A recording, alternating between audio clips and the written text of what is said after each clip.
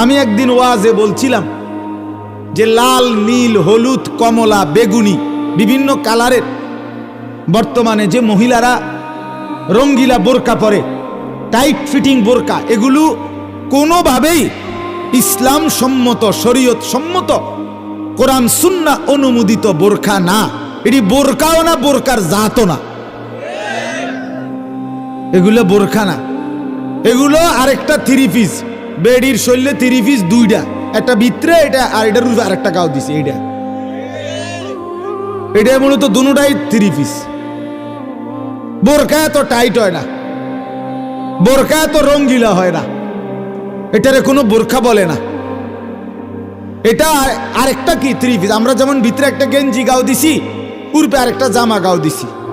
আপনারা একটা ভিতরে গেঞ্জি গাও দিছেন, পূর্বে একটা শার্ট গাও দিছেন। এ বুড়িও ভিতরে একটা জামা গাও দিছি, এটার উপরে আরেকটা জামা গাও দিছি। আর কি?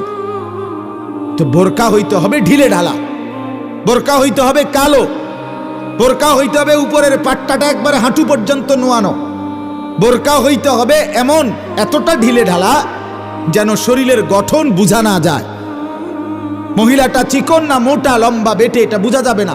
বিশেষ করে তার অঙ্গ প্রত্যঙ্গ বোঝা যাইতে পারবে না। নাই তো